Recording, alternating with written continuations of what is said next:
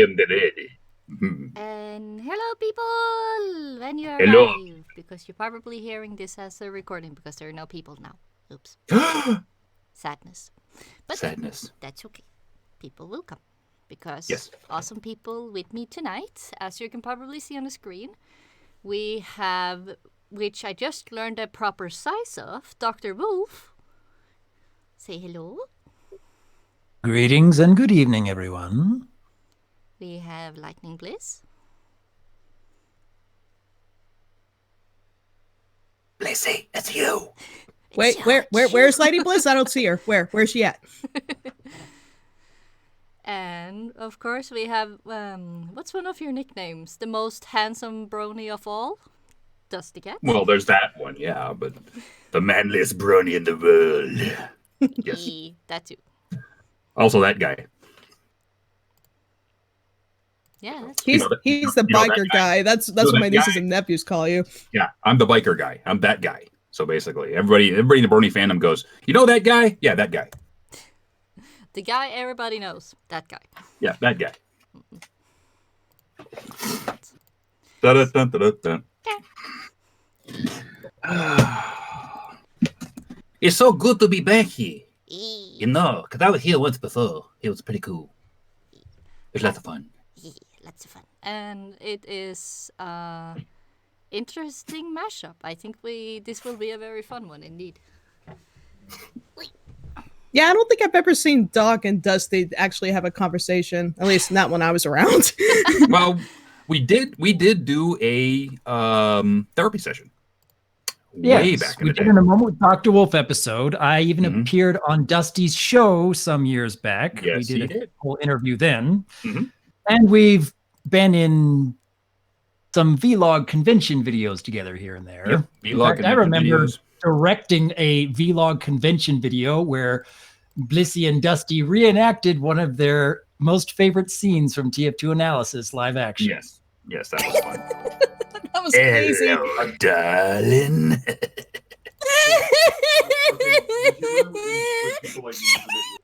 Yes. What? What was Yeah, holy cow, I still remember that. Wow. Yeah, that was fun. Yeah, we're going to have much more fun when the new ones come out. I didn't want to let anything. I didn't want to let anything go, but I'm so excited to be more involved. We've been looking forward to this next step for your character for quite some time. Yes. Yes. But I'll leave it at that, sure. Yes, we'll leave it at that. So you guys have to check out TF2 Ooh. Analysis Anarchy. Say that 5 times fast. Analysis Anarchy, TF2, new season coming soon to a YouTube near you. So for the last time, stop asking me if the TF2 series is canceled. You just heard it here. It is not. No, it's not canceled. Or I did a lot of voice work for nothing. I don't usually do voice work for nothing. So there you go. Oh, so much more voice work. But isn't that something you were looking forward to do as well? Absolutely. I've the TF2 group has asked me to do more, to become more involved, which was great.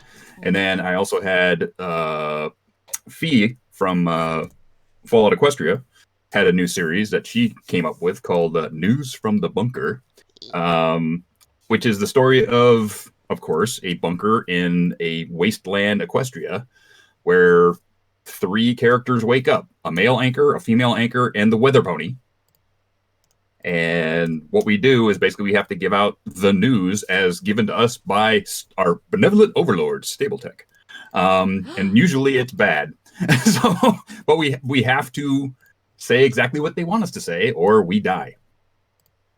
Yeah. Oh, the possibility. Yes, and all the beeps, all the what's it called? All the beeps, all the bleeps. Yeah, what is that called? Censoring? Censoring, all the censoring. Yes, we can't say certain things like the Hellhound Park or actually Stabletech. We can't say that either. So you're hearing it. If you want to hear Stabletech me say it, you're saying it here, but you can't hear it over there. Yeah, but yeah, it's a very, very fun series. I think up to episode 5 is out now, and I've got episode 6 coming out soon, and I've got 5 more scripts saying right there that I need to do on Thursday. So Thursday is my recording night because my roommate, my recording booth, which I completely decked out, is the walk-in closet in this house, which is in his room. So he basically puts on his headphones and he watches Critical Role. So he's quiet. The downstairs roommate, I say, please be quiet. I'm recording, and they be quiet, and I record on Thursday nights. So I go into this walk-in closet, which I've put in all the sound dampening and all that stuff, and get to do my work, which is fun because I just go in there and you get to be crazy and do stupid shit. It's awesome. That is what the voice acting is mostly about, having fun with Mike. Yeah, having fun with a mic. It's really cool. If you're not having fun with it, don't do it. And it's sort of like what I tell people. If you're trying to do something and it's not happening, you're probably not wanting to do it. Right? Because back in the day, I had a lot of fun doing my Stay Brony My Friends show. Back when we had, the earlier days of YouTube and live stream and all that kind of stuff.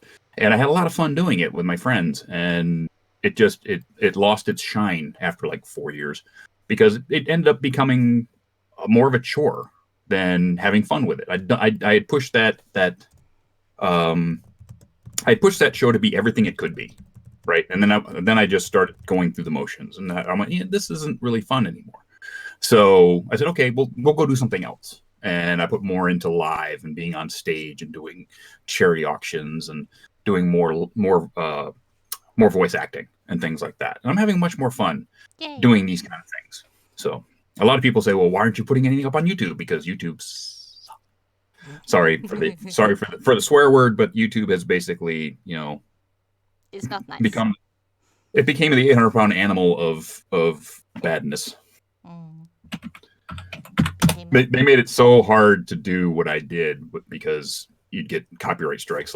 Doc knows more than anybody about copyright strike and everything else. It's just, how'd you get around that, Doc? Some of the stuff that you've been doing. I have had to learn to just accept a lot of the time that someone somewhere decides to copyright my hour-and-a-half long video just for 20 seconds of a music clip and just say, okay, fine. If you want all the revenue, you take that. That's fine. And then other cases where my entire videos get blocked and I'm like, really? Yeah. And yeah, I have to remove certain clips or re-upload the whole thing with just 8 seconds of a still image rather than a JPEG. And oh goodness, there was that one time many years ago where my entire channel was just erased. Yeah, I remember that. More than 2 days. That was devastating. That was horrible. Oh my gosh. Yeah, I only had to do that. I only had to do that re-upload thing once, which was very, very early. And I think it was like episode 3 or 4, which I put up of my Stay Brony My Friends. I used a song and I used too much of it and I didn't know at the time. So it was basically, okay, take it down, take that piece of music out, put it back up. Everything was fine. But it's like I never, ever monetized my channel. With all the videos of 200 something videos I have up there, I never monetized my channel. So whenever it got claimed by somebody else, Hasbro made the money or whoever made the money, I didn't care. I was just having a good time. But people like Saberspark or other people that do this for a living, wow, the kind of hoops they got to jump through. It's funny because I wasn't monetizing either because I was just doing it for fun too and maybe to advertise my artwork because that's where I mainly make my income. But then Doc was like, you should monetize your channel. You. Yeah, I'll show you how to do it. Okay. Well, Blissy, you are trying to make this full time. And yeah. I know what you and your husband are trying to work towards, and I'd love to see you be as independent as you're hoping. And that's just one little step towards that. He's the one who encourages me to do stuff I don't normally would have done financially. Well, sometimes you got to take those risks to make the big bucks. They've been working out, thankfully. And people like what I do. So yeah, I can only thank Doc profusely for encouraging me to try. Yeah. She just needed to believe that her work is very appreciated. Oh yeah. I mean, a few years ago, I'm working as you guys. I was doing being the manliest Brony was my job, so I was trying to make money at it. I was picking up side jobs, working on motorcycles and things like that, just trying to make a living. And then I get a text on my phone from a guy I put in for a CNC programming job 10 years ago. And this guy pings me on the phone saying, "Hey, you still looking for a job?" It's like, yeah. So I go down and I talk to him, and he liked me and all that stuff. If I didn't take if I had thought to myself that I'm 10 years out of, I took classes for that 10 years ago, right? I'm never going to do that again, blah, blah, blah. If I just thought to myself, I'm not good enough, I'm not going to be able to do that. And never went down there. I wouldn't be in the position I'm in right now, which is having worked for this guy for 3.5 years and making a really good living and being able to help support my friends when they have problems and when they need a couple of bucks, and giving back to the people that gave to me. So if I didn't take that opportunity or that chance, I wouldn't be where I'm at, and I couldn't make the neat things that you see that I make on my Twitter, stupid oversized camera rigs and things like that. So, but yeah, you gotta step outside your comfort zone. That's the only time things change. The only time your life changes or your financial situation changes or something like that is when you step outside your comfort zone, right? Yep. Is true. I'll admit that I have a unhealthy complex of like remaining too humble, like not really putting myself. A lot of people see, I love that people enjoy what I do, and I'm glad that I inspire, but I don't. I'm under this idea that do not let this go to your head. Do not become Mrs. Big Top or a diva or anything. You're working hard, but don't let it go to your head. You're not a big hot shot. You're doing okay. So just don't let it go to your head. But unfortunately, that mindset has gone to the point where it takes friends to tell me, hey, maybe you can do this if you just give yourself the credit and chance to do so. I totally agree with that. And one of the ways that I keep myself from going off the deep end is I'm me, I'm fairly self-depreciating, especially in my humor. I'm just a guy. I do my thing and I do my life, and if people come along and get entertained by it, all the better. I'm not any better than Doc or Lightning Bliss or Saber Spark or any of these guys who are entertaining people. I'm just a goof that I'm glad that people like what I do and find me funny at times. And I can steer that into charity work and helping people and entertaining on stage and all that stuff. And now I can do voice acting because I've turned my silly into characters that people seem to enjoy. So as long as I can keep doing that, I'm pretty happy. And now I can do all that stuff on the side because I've got a really good job that pays me enough money to live. So now I don't have the pressure of trying to make all of that my living. I can just do my thing, make my stuff at work, come home, and not have the pressure of, oh my God, I got to make this work. Where I can now, it frees me up more, where I can take chances and I can say, well, let's try this silly voice or try this direction for a character and see if anybody likes it. Because I don't have to it's got to work, it's got to work, it's got to work. That's why I can come up with things like this.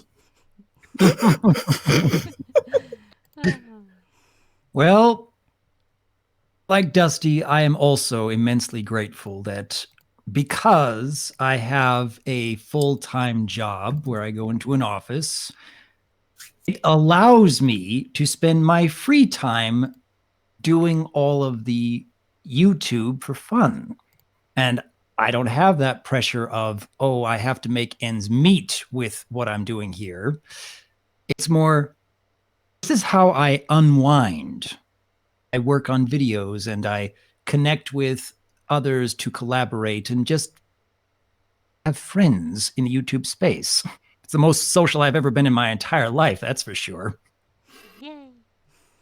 I remember, Doc, when you and I first met. It's like you would barely talk to me, and I thought it was me. I thought I had made you angry, or I had said something stupid, something to that effect. But I didn't understand that you were just. You will not believe how You were a bit many of an people introvert at the come time. up to me and ask, "Does Doc not like me? Because he looks like he's nervous or he doesn't really talk much. Did I do something wrong?" I'm like, "No, you didn't. I swear." I'll let Doc explain.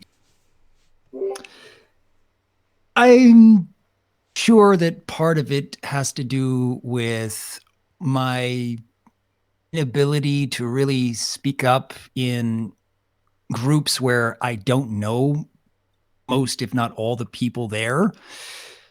And I'm always waiting for someone to speak to me directly, ask me a question before I'll answer.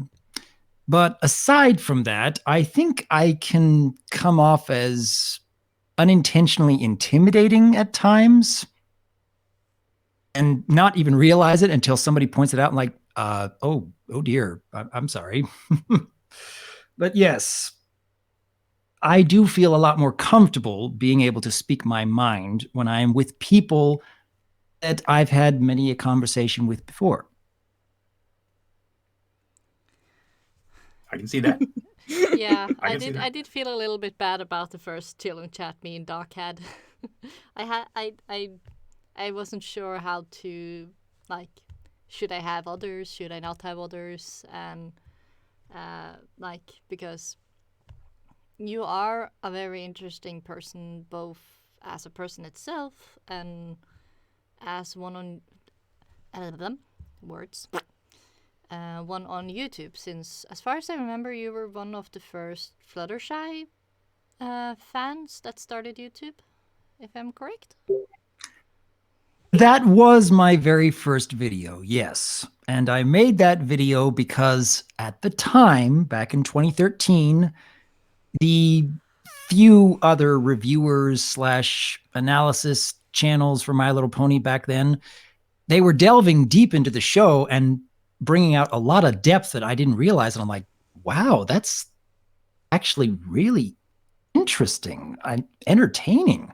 But not a one of them had a good opinion about Fluttershy. And I was like, really? I don't get it. I think Fluttershy is a very engaging character, even an inspiring character.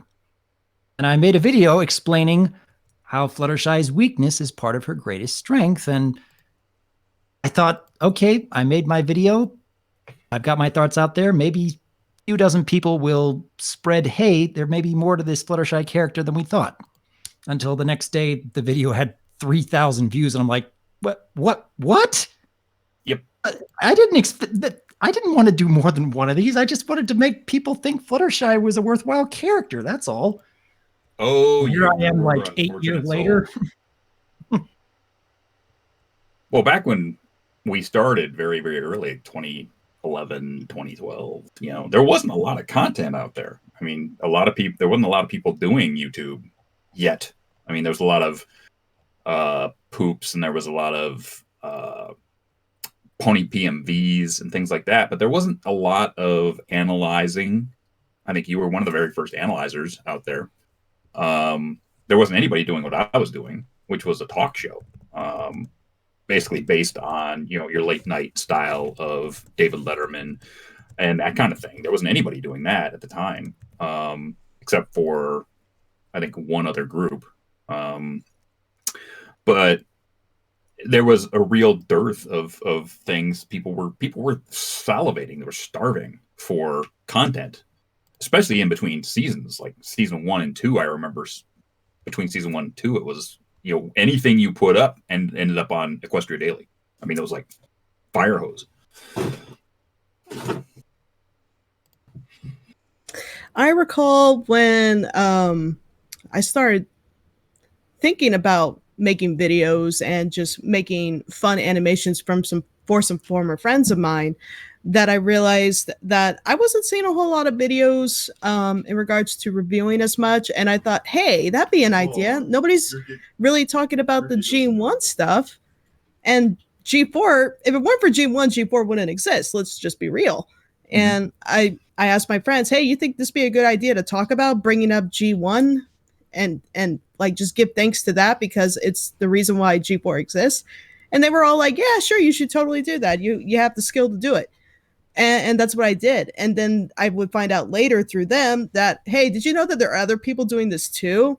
Like, check out this guy. His name is Golden Fox. Or there's this Dr.Wolf. Yeah, it's weird because he's a wolf and not a pony, but he's pretty good. I'm like, huh, okay.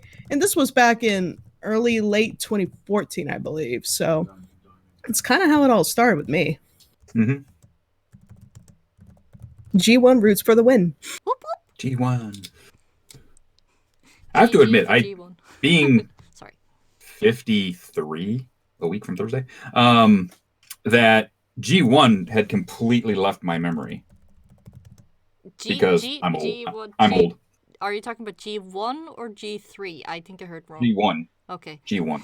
Don't give me a heart attack, Dusty.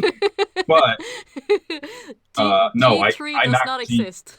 I knocked G3.5 out of my head with the butt of a wooden gun. But the G1, I had seen it as a younger man, and then I went back and watched Castle and some other stuff, and I went, wow, this is really hard. This is really rock and roll here. You know, some of the stuff that they got away with in G1 was like, this is for little girls. Wait a minute. Okay, they're turning ponies into dragons. You know, there's fire and brimstone. There's purple ooze. What's going on here? Who smoked what? Right? Just right. You know, who did this? And it was a thing. It was like, this is yeah. Now I understand where G4 came from, especially because, of course, Lauren Faust said she was a pony fan from those days. You know, and I'm sure she had seen G1 stuff.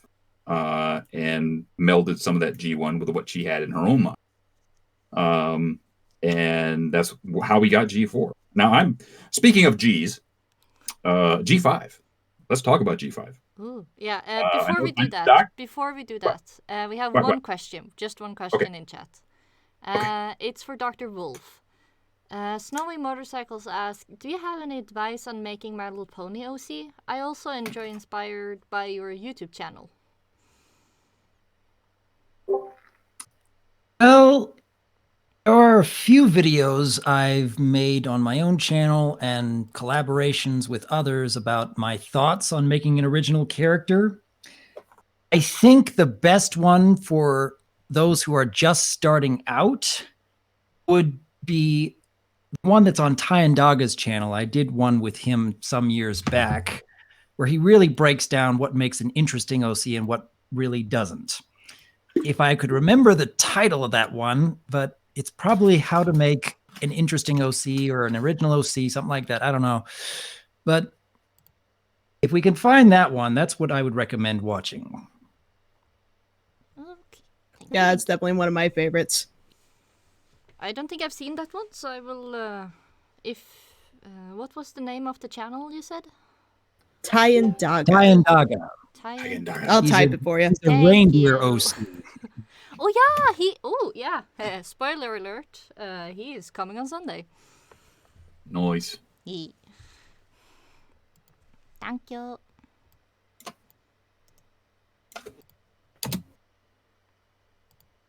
Maybe I shouldn't say spoiler alert and then say it right away after, so people don't have an... Okay, pronouncing as well, thank you.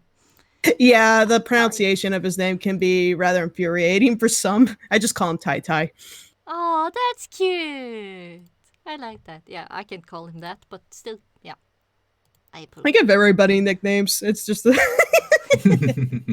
it's what I do. You wait, hold up, girlfriend. You have never called me a nickname. I just call you Dusty. You just call me Dusty or DustyKatt. You never called me a nickname. Dusty's my name. DustyKatt is my name.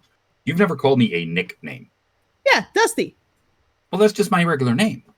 Yeah, Dusty. It's just Dusty. I don't use your full name, DustyKatt. It's not Die or Dustaku or anything like that. It's just Can't really give you a nickname. It's Dusty. Well, there you go. Okay, you can fine. you can call it what's the Japanese? I was thinking about something with neko because cat in DustyKatt means cat in. I don't know what dust is in. I mean, if you want me to get cute, I'll get cute.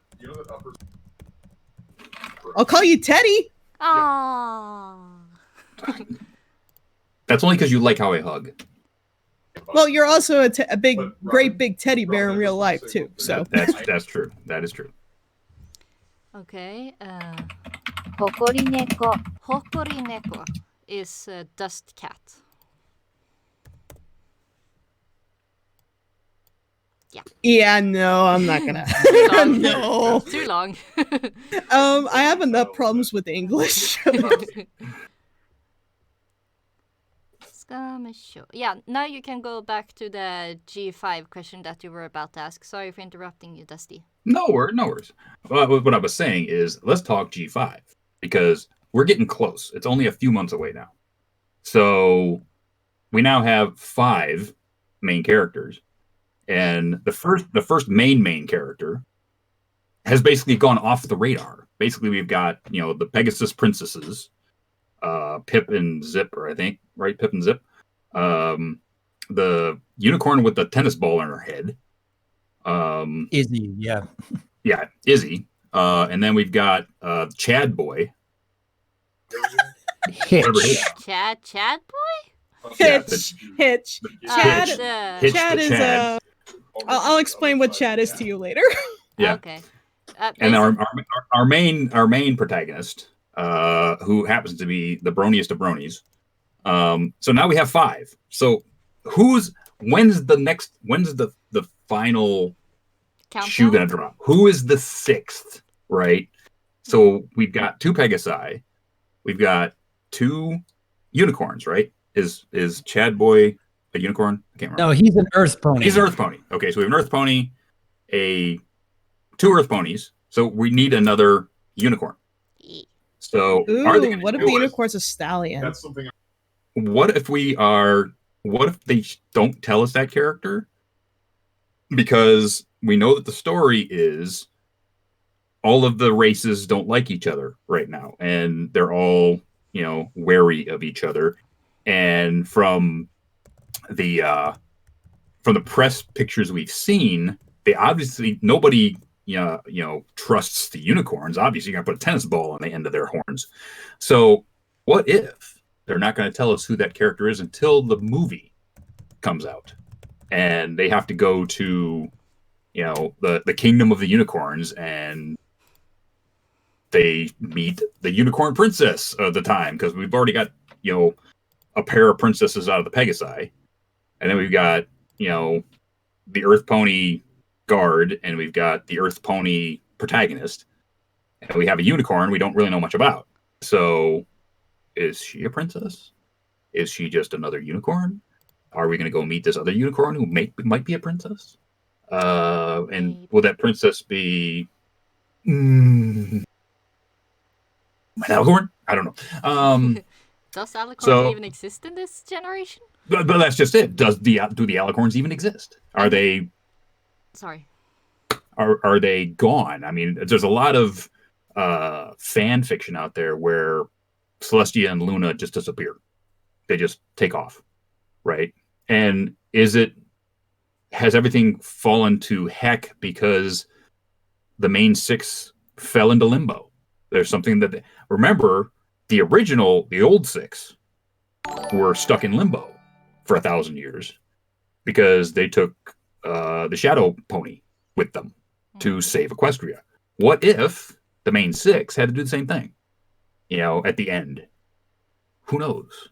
So maybe they're stuck in limbo. Maybe they're gone and that's why everything fell apart, because the last of the alicorns are gone because whatever, maybe Princess Cadence and Flurry Heart were not immortal and they died, and the last reigning Alicorn, Twilight, had to take the main 6 and put a big bad in the limbo, and they've been gone for 1,000 years. Who knows? Yeah, I gotta say. What evil lurks in that? Sorry. Go ahead. It's just I found it a bit interesting that the only time they mentioned something royal was with the Pegasi, and the 2 guards are Pegasi. So I'm kind of wondering, in the last generation, the unicorns were kinda the royal rich race, and I'm wondering maybe the Pegasi is the royal rich race this time, and unicorns and earth ponies are like they're just like the others were in the previous one for some reason. Because as far as we've seen from the photo was that Issy, I think the unicorn name was, she only had the tennis ball on her when she was sitting in between the 2 guards, like, you know, you take safety like they do with goats. They put the pool noodles on their horns. Yeah, maybe the tennis ball was the same because they're sitting in front of royalty. That's what I'm thinking. Even though she is very adorable with it, it would be fun if she actually kept the tennis ball afterwards. What do you think, guys? Well, I honestly don't think it's just the Pegasi that have a kingdom or a monarchy. I like to think maybe the other races have their own form of government too, maybe in the same format or even a different government altogether. I didn't mean that they didn't have government or anything like that. It was just thinking like maybe this time the Pegasi are the one with more money, maybe. Maybe, or maybe they're the ones that still remember the olden days of ruling. Who knows for sure? I haven't seen enough to really consider much. I just know that there is technology in this universe. Still not sure how to feel about that, because the whole reason why I love G1 and G4 so much, sorry, that was Aeon, is that Nice.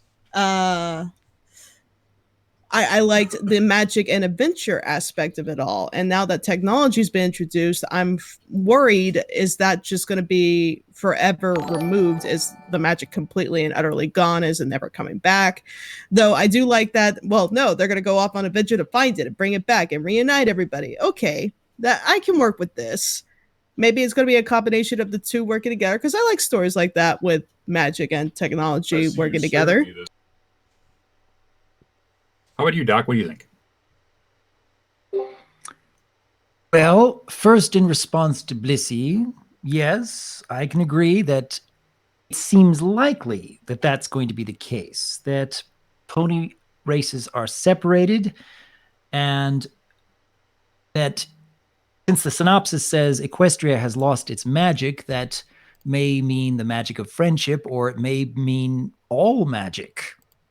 It could be that, say, the unicorns who relied on magic for so long suddenly lost it, wouldn't be nearly as industrious as, say, the earth ponies or the Pegasi, who didn't have to rely on it and thus were more able to adapt.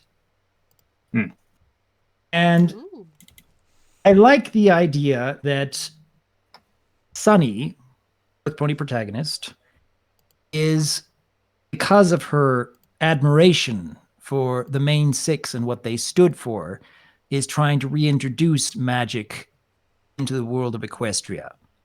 And that even though there is modern technology like cell phones, I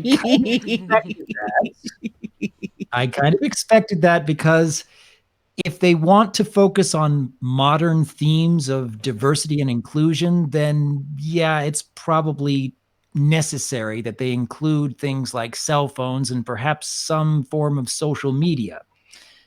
And I'd be okay with that, provided they don't forget their fantasy roots, and that throughout the show, they are rediscovering those fantasy roots.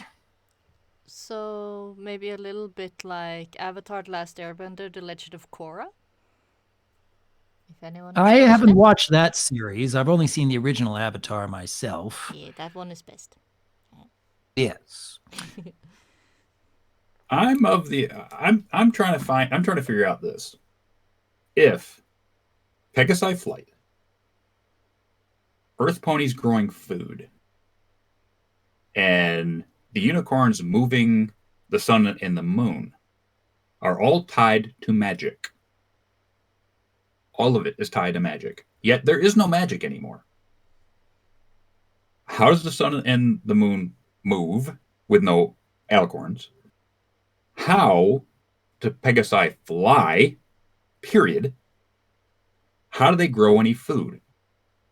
You break the world, period, if you take all magic away. So that doesn't make any sense from a story standpoint that they've already established all the way from G1. Okay. Mm. Right? The ponies controlled their world all the way back in G1. Now, you're telling me that all magic is gone? But it can't be, because if it does, you break the world completely. They can't grow food. They can't control the weather. They can't fly. Well, They can't control the sun. They can't control the sun and the moon. I have a theory.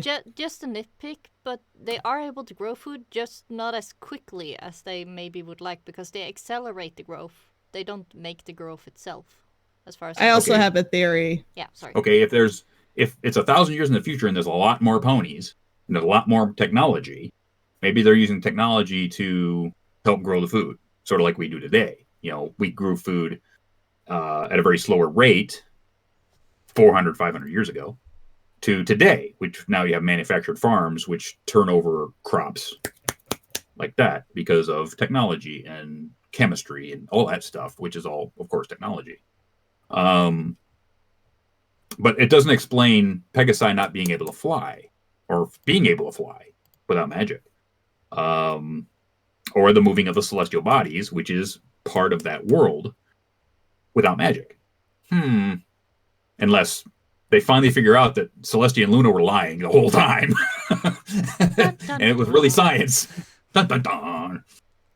That, or maybe Twilight came up with a spell that makes it do it automatically. Ooh. Ooh, that's a good idea. So Yeah, that's she's one smart. theory I have. The other theory I have with that magic may be gone, but I suspect not all of it. And my theory on that is that yes, nobody is united.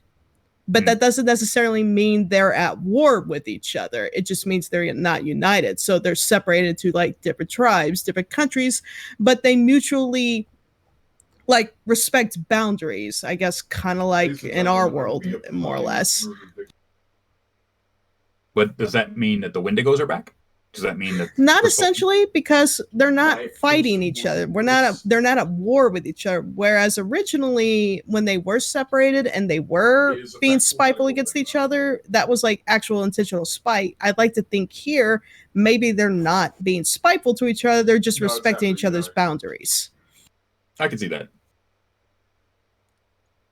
But it still means they're not united, just very much like the rest of our world. Like, America and China, we're both two different countries. We respect each other, but are we united? No.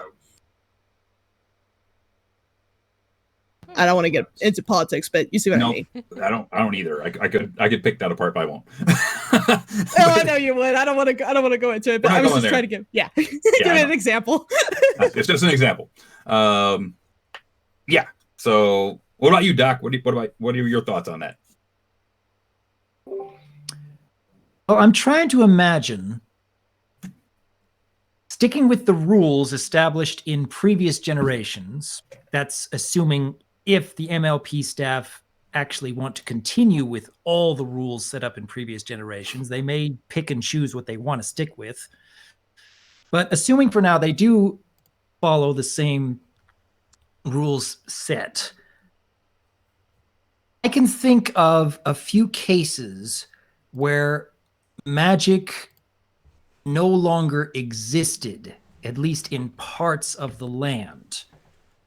Because in the Friendship is Magic Season 6 finale, when they were sneaking into the Changelings stronghold. Mm. There was an artifact there that canceled all magic. With the exception of Changelings, it canceled all magics. Now, the land was very desolate, very barren. And it may be the fact that because magic didn't exist near this artifact, that nothing could grow. And that would be an interesting way to look at the world, that the world of My Little Pony requires magic, as Dusty pointed out.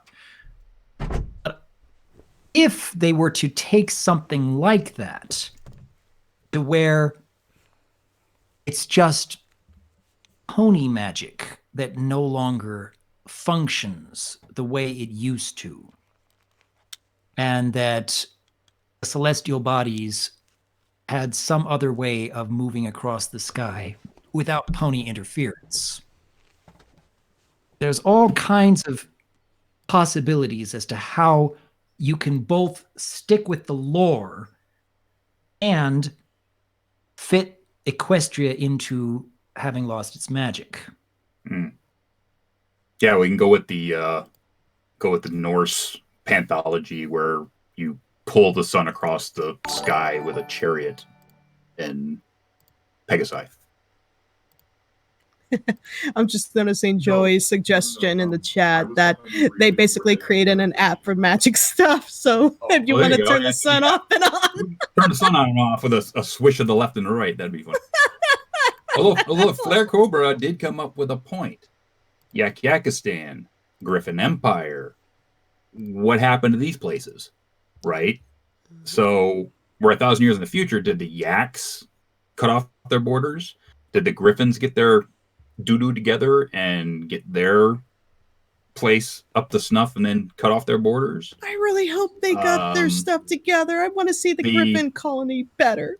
The Changelings finally are good guys, but they had not been talked about in any of these trailers. So none of these other species, which were the dragons, also have not been talked about in any of these trailers. All of these races, which were critical in the last couple of seasons of G4, are basically gone. We haven't talked about them. There's no news about them. Are they in this at all?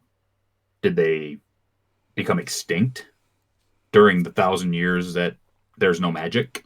You know, of course, dragons don't need magic. Changelings are magic. Changelings are made of magic. Yaks don't need magic. So at least 2 of those races should be fine because they don't need magic at all. Yet changelings are made of magic. If they don't have magic, they can't eat and they die. Period. So, more plot holes. But Maybe. there might be more possibility to see and learn a lot more when the first episode. Oh, of course. Here. These are all hypotheticals, right? Yeah. We're just talking hypothetical about what may or may happen with these different racers, these different things, based on what we know of what they've given us. I mean, nobody is saying, you know, oh, this is all crud, blah blah blah. It's not going to be great, blah, all this kind of stuff. We're just having a discussion on, what would this be? How are they going to attack this? How are they going to deal with this? If they said that this is actually the G4 world in the future, which they've said that this is, because they don't want to get rid of all the world building they did for 10 years. Yeah. Then here's pieces of this world that, what are you going to do about it? Ooh. Right? We're just having a discussion on, okay, if you say that this is what you're going to do, what are you going to do about this? Right? So you can't just take everything you did in the last 11 years and sweep it under the rug, saying it's the same world, and then not addressing it at some point, right? Yeah. I'm all on it there, and that's why it kind of hit me. Discord was a spirit of chaos. He was not magic itself. He was a spirit of it. Mm-hmm. So I'm wondering, would he be in Generation 5? Or at least Draconoquis's? I don't know. Q is in season 2 of Picard, so Yeah, maybe. So yeah, I'm sure there. I mean, because he is a spirit of chaos. I mean, you're not going to get rid of chaos. Period. End of sentence. Yes, he might be. He might not have magic to control, but he's still a spirit. But are spirits made of magic? I mean, that comes down to a theological discussion, right? Of whether you think theologically that a spirit is made of magic, or are spirits just Energy? something else, right? So depending on your theological thought process, whether you're of the Lunar Republic or the Celestial High Command, or whatever religion you want to be, right? Some people like Buddhism, or the Norse religion. The Norse religion is all about spirits, right? It's all about magic, and it's based in magic. All the spirits are based in magic. But there are other religions around the world that are not. They're just spirits, but they don't explain what a spirit is. They don't explain whether it's magic. It's a spirit is a spirit. You just take that as face value. So it depends on what you think a spirit is. Is a spirit made of magic? Somebody who is in Norway, or where you are, right? The Norse pantheon is all based in magic. So a fan from that area of the world might be thinking, ooh, Discord is a spirit, therefore he is made of magic. But magic isn't here, so Discord can't come back, right? But if you are from another part of the world, spirits are not based in magic. You might think that Discord's a spirit, he's got to be in, right? So I think it's all up to interpretation. God, I've gone off on a tangent. I'm sorry. It was just interesting to me. It's like, wait a minute, let's just talk this out for a minute. No, that's what Chill and Chat is about. It's talking about whatever comes to our minds and what we want to talk about, as long as everybody is comfortable with it, of course. We do actually have some questions in chat, if you guys want to hear it. Okay. Sure. First one. By all means. Yeah. First one is for Bliss. Is a question about: have you ever heard about the 80s TV cartoon show Inhumanoids? It's a show about giant monsters on a rampage. It rings a bell, but let me do a quick Google search. Yeah, I rings a bell with me, but I was out of cartoons at the time. I was on my way to college, so I probably was. I heard of it, but I don't think I saw it.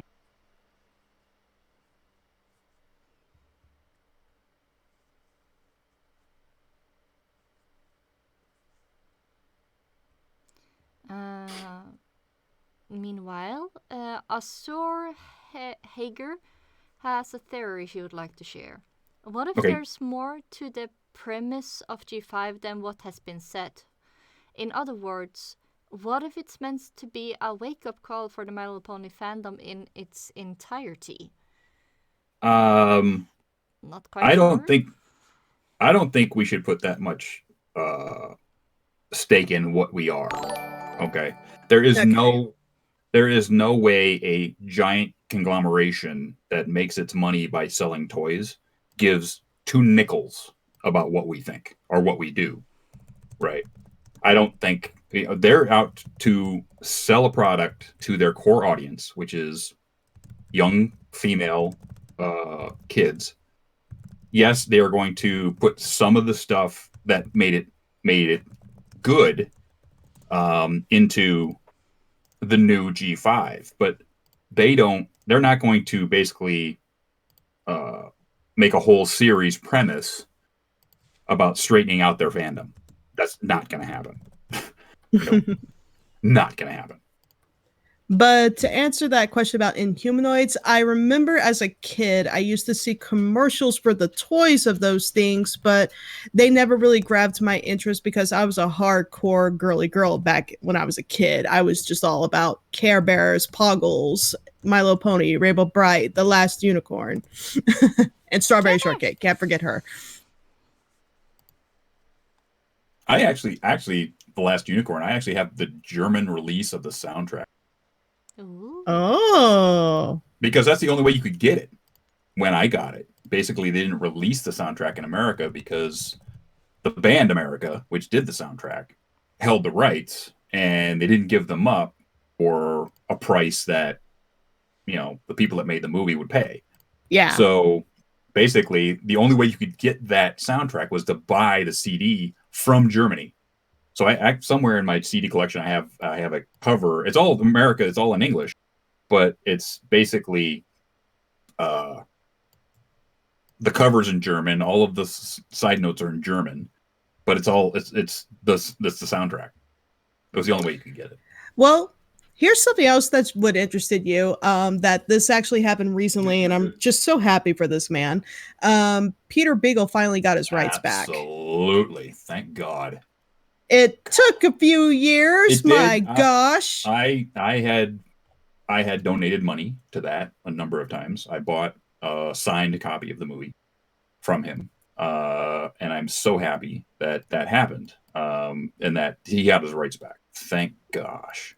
I want to cry because how lucky you are. I had an opportunity to get something signed by him because I actually did meet him once during my time in college, where he showed up and held with him a actual screen cap original art piece from the movie that was probably worth more than $2,000 at the time. Just a singular screenshot.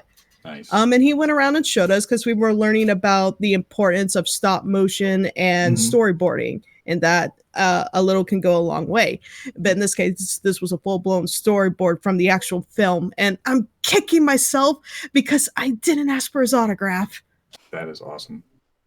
But I had no idea back then that he lost his rights to his original work. I had no idea. He fought so long and hard, and now this man is in his 80s. Yep. And he's finally got it back. Oh. Now he gets to do things with it. He gets to make all the money back. He gets to re-release stuff. There's a whole bunch of things he can do, which is awesome. Another thing that happened this week is that Robotech, the Robotech lawsuit is finally over. So basically, Robotech and what else? Star Blazers or something. They basically were fighting over the rights of Robotech for, a decade plus in Japan. So basically, now the two sides have come together, and that lawsuit is over. So now we can start thinking, if you like giant robot mecha anime, which I grew up with, now we can start, waiting patiently with bated breath that new Robotech stuff can be made, because now all those rights are taken care of. So people will put more money into that product and bring us more Robotech. So I'm like really excited about that. I'm just kind of praying quietly to myself that I hope they make a live action Last Unicorn, because that'd make a good movie in live action. It might, if it's done correctly. Right? Yes. If you do it, if you don't go the full Peter Jackson style, and if you don't put that kind of effort and money into it, it's gonna stink, really. If you don't put that kind of effort into it, it's gonna stink. Especially if they could do the unicorn as well as they did the dragon in Hobbit. Ooh. Then yeah, it would work. But if you did some really cheesy CG crud and didn't make it as well as you could, like Peter Jackson could have, then could you imagine Peter Jackson getting a hold of that? Could you imagine that? Peter Jackson doing a Rankin Bass version of The Last Unicorn? I would kill to see that. I would kill to see that. I only just now realized, though, that it wouldn't be fully complete, and it never will, I realize, but I can accept it for what it is, but it just simply won't be the same because the original voice actor who played Kane Haggard passed away, Christopher Lee. That is true, but you could get and on top of that, if it's a live action, you're not going to get him anyway. That's you're going to get an older actor that could play that role, you're not going to get the original voice actors. That was the 1970s. A lot of them their voices have changed. Oh, I loved his voice so. Yeah, his voice was awesome. But if you could get back up. If this whole project could get done before Sir Ian McKellen died, could you see him as the king? Could you just see that? I think I could, yeah. Oh yeah. You may come and go as you please. I can just see it. You do a pretty good King Haggard yourself. Well, I've only seen that movie like 57 times or more. I've only watched it forever. I know every single line.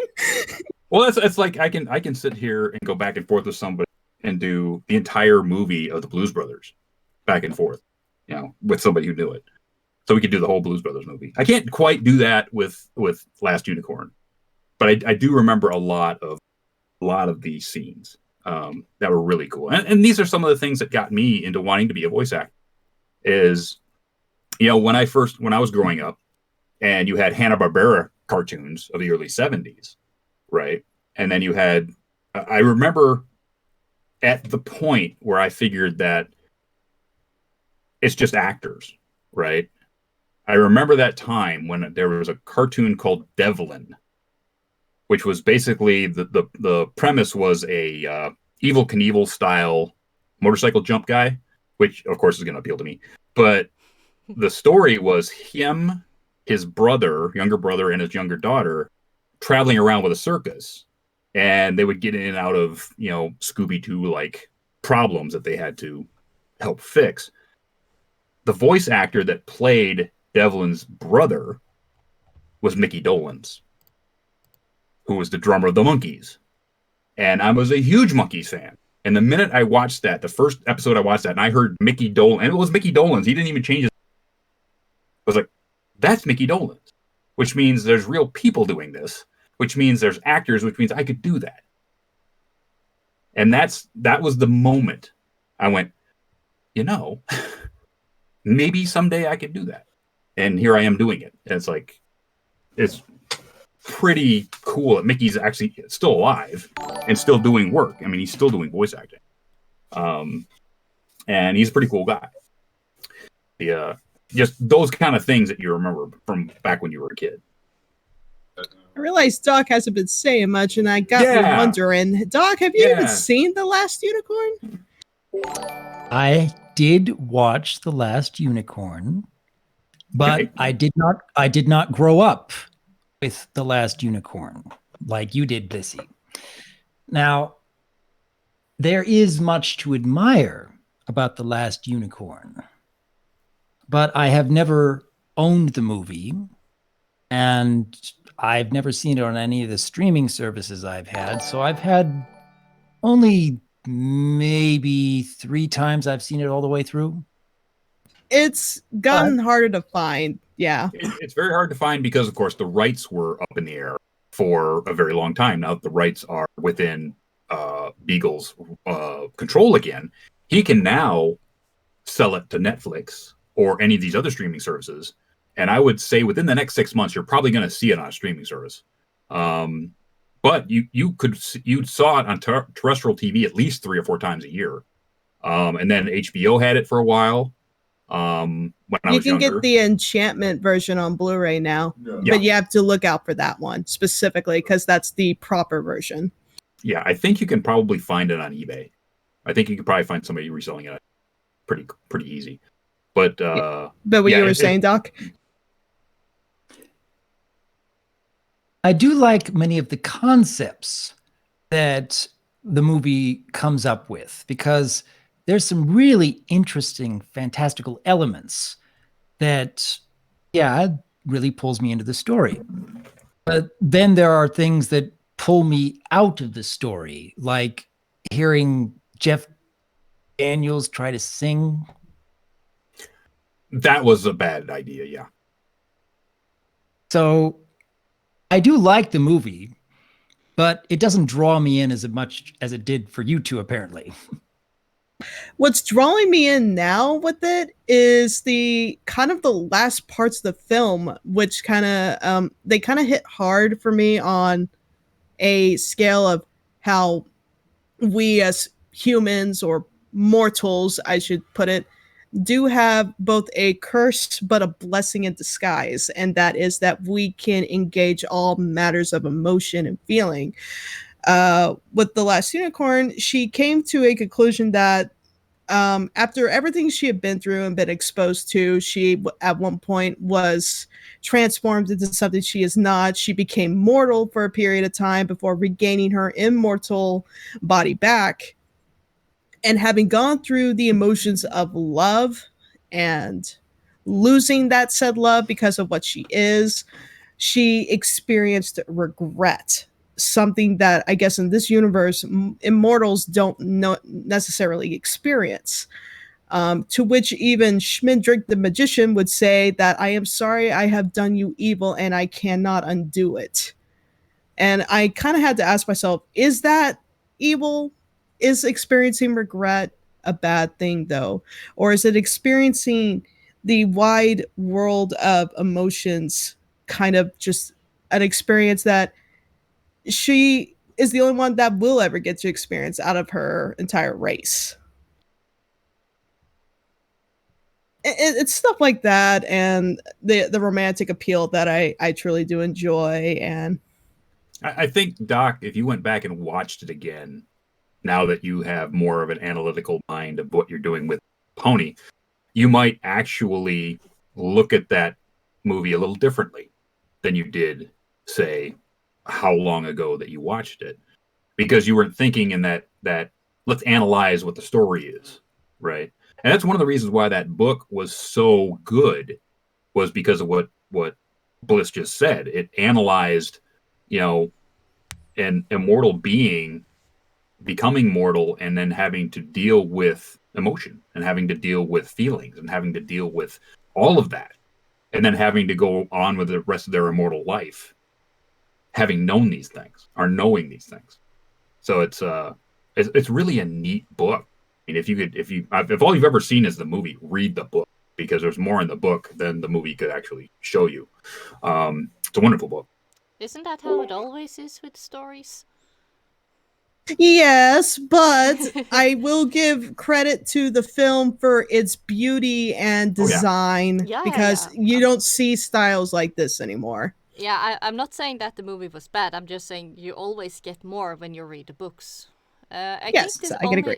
I think the only exception would be the Hobbit movies and the Hobbit book, because it happens a lot less in the book than it does in the movies. Even though they extended it to make it 3 movies. Yeah. The thing about Rankin Bass, The Last Unicorn, as beautiful as that movie is, how the heck did they screw up The Hobbit? Because if you watch The Hobbit, Rankin Bass, it is ugly. Oh my God, that movie's ugly. It's ugh. And I wanted to like it so badly. I just can't. Ugh. I guess Lord of the Rings is a lot more fun when... what words are they usually using when things are easier to look at? Is that what they use nowadays? Make it pretty and people like it? I'll make it pretty and people like it. Well, I think Rankin Bass went in that direction because The Hobbit was a fairly dark, ugly story. And maybe that's why they did that style in their animation. I could see that choice being made. But they didn't pull it off for it. And in fact, if you watch that film, it's very darkly shot. Unless some of the prints I saw on HBO or when I was a kid were just basically old prints. But yeah, it was very, very dark. Yo, Frostbite, I can dig it. Also, Joey, that is blasphemy, and it's okay to be wrong. And no, Godzilla would not team up with the Dragon Sword, and he'd destroy it. And there you go. Okay. First, I would probably enjoy reading the book. I used to love reading. I used to do it quite a lot. Over the past several years, unfortunately, I have developed frequent headaches whenever I try to do a lot of reading. Oh, no. I have to really shorten how much reading I'm doing at any given time, which is a bit troublesome when I'm in the middle of work and I'm looking through hundreds of different numbers trying to reconcile. And yeah, it hurts my head, but I got to do the work. Mhm. I miss reading. I wish I could go back to it, and I probably would enjoy The Last Unicorn as a book. Secondly, the last time I actually watched The Last Unicorn movie, we weren't really doing much analysis, deep thought of the story, because it was at a convention Mhm. where Josh Scorcher and KP were doing a sort of Mystery Science Theater 3000 take on the movie, like commentary throughout the entire thing. And everybody was just laughing and having a good time. And yeah, it was entertaining when they were pointing out so many oddities in that movie. Mhm. But yes, one of these years, I'm sure I will go to sit down with the movie again and give it a more proper analytical look through. My eyes just boggled. Last time I was with you, Blissy, or at least second to last time, Mhm. we sat down and watched Rescue at Midnight Castle. So yes, I already did get to watch one of your most favorite unicorn movies. And you got to see me go through everything the first time. And I'm like, there's so much of that short movie that's like, okay, this is rather fascinating, but what were they thinking when they did this kind of thing? Yeah. Watching them trying to process that movie was amazing. I laugh because I'd love to watch The Last Unicorn with you, yes, and probably even analyze it at some point, because I've only done that with a collab. I've only collabed with one person once a long time ago, but I want a new fresh set of eyes on it now. And of course, it's always fun to hear your thoughts, Doc. Unfortunately, I would have said, hey, let's also watch the Rainbow Bright movie too, but I've already reserved that for Silver Quill. Well, looking forward to those videos. At some point, yes, when he's feeling up for it and when my schedule is not so chaotic. Oh, when is that ever going to happen? Sometime in 2095. Yeah. Yeah. Yeah, maybe. Maximilius asks, are you guys fans of older anime? Well, I just did say I was a fan of Robotech, but I go back to Jungle Emperor and Mach Go Go Go and Science Station Gatchaman and all of those, which are from 68 through 73. Yeah. So Astro Boy, some of these other ones, Johnny Sacco's Giant Robot, which was a live action. Some of the original Godzillas that came out on terrestrial TV in the early 70s. Yeah. All that stuff. What about you guys?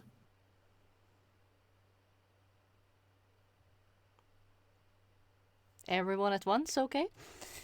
Everybody at once. What we grew up with, is that the question? Well, the question is, do you like older Older what? anime Anime. cartoons? Japanese Older animation. anime. Okay, older anime. Yeah.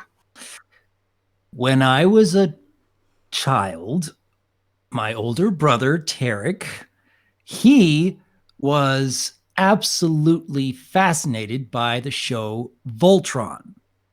And he would Okay. watch that all the time. Old, And old, old. Which sometimes I Voltron? watch that with him. The 80s Voltron. Okay, so it was the one with the vehicles or the one with the lions? The Lions. Okay, that's the original Voltron, yes. Okay. So that was my one of my earliest experiences with anime. Probably not the earliest. If I had to guess, my very first exposure to anything anime related It was probably a game on the Sega Genesis that was based off of Fist of the North Star. Oh yeah, if you can believe that. Yeah, because I think I played that game. Yeah, that is not an anime for kids at all. No, but it never it was was. a video game, and being a little child, I didn't really understand everything that was going on. Yeah. But that was my very first exposure to anything anime related. Is just Fist of the North Star. That's like, a heck really? That's a heck of a introduction to anime, that's for sure. Uh-huh. It's not an You're old already one. dead. Sorry. Go ahead. Just got a little flashback out. If you don't count Digimon and Pokemon, the very first manga/anime I was introduced to, because I didn't know it was a manga or an anime, I just thought it was like cartoon, was something my cousin actually showed me, which was Death Note. Surprisingly. You were introduced through Death Note? Yes. Oh wow. Really weird, I know. And I saw the spooky side, the spooky deaf god. I was just like, okay, he looks like a goth guy. What is he? Because I still had trouble with English back in the day. Ah, yes. But yeah, when my cousin then explained more of the plot and everything, I was just like, thank you, but no. Like it, as far as I like later, I of course have give it a proper watch because like he really liked it and I wanted to understand why he liked it. So even though it's spooky and not really my taste, it's still a very good series if you are into crime. Yeah, the thing about Death Note is not only is it a crime drama, but it's basically a how could I put it? A commentary on the human condition. Yeah. And like, a lot of anime that I like go deep like that. It's like it makes me question things. It makes me think about things. Yeah, I like the philosophical part, but I read the manga. I haven't watched the anime. Mm. Well, I mean, at first I thought Rainbow Bright was technically an anime, but no, I guess it's not. You were really good, man. I'd say officially when I was in middle and high school, I really got into Dragon Ball Z. And then that kind of just catered to Inuyasha at one point. Really good, then eventually I got caught in an anime club in high school and I kind of regret it. But at the same time, I mean, I questioned the people, but not the taste in anime, though I admit I probably should not have seen Berserk. That's a little aggressive. It was aggressive, yes. I definitely loved some of the other animes that introduced me to, such as The 12 Kingdoms and eventually Fruits Basket. And Fruits Basket, I'm kind of obsessed with at the moment. And I got Aeon obsessed with it too, right along with me, because it's like he and I can sit and binge watch this series and be like, okay, all of our friends relate to these characters in some odd way or another. And we've all gone through something like this before on the emotional scale. This is awesome. Cool. Well, now I'm genuinely curious exactly who in Fruits Basket do characters remind you of specifically? Oh, yeah. Hattori. Hattori is Doc. I personally have never seen an episode of Fruits. I know nothing about what it's about. I know nothing of the characters. Watch it. Nothing. Well, right now I'm watching Reincarnated as a Slime. I'm watching Rise of the Shield Hero. I'm watching like 2 or 3 other things on Crunchyroll because I am an anime head. I like my anime. And you watched The Ancient Magus' Bride. I remember you liked that a lot. I did. Yeah, I love that anime. Awesome. It's really. Oh my god! Sorry. I have seen Fooly Cooly. That duct tape says Fooly Cooly. I've seen Fooly Cooly, but I didn't get it. I've seen like a bunch of other animes from that era of Fooly Cooly. Can't remember a lot of their names, but I've seen them. You know, I fire hosed a lot of anime, especially after the movie Akira came out. So a lot of the ones like Trailblazers, let's see, AD Tank Police. There's a couple other mecha robot things that I watched in the 80s. That I like animes that make fun of animes. Have you seen like One Punch Man? I've seen One Punch Man. I liked the first season of One Punch Man. Second season I couldn't get through. So I didn't know there was a second season. Okay. There's a second season. They took it to a new studio, took it away from the original studio, gave it to a new studio, cut the production budget, and it's not good. But if you want something that's sort of comedy style anime, Reincarnated as a Slime is freaking hilarious. It does have adventure stuff in it, but there's a lot of comedy and some really good characters in it. So I would really suggest, if you like that kind of anime, check it out. At least the first half of the first season. I think you'll get it. Yes, I've watched Gurren Lagann. I watched when I had my hernia surgery a few years ago. I basically sat down with Netflix and watched a lot of anime. And one of the things I watched was Gurren Lagann from beginning to end. And I loved it. It was great.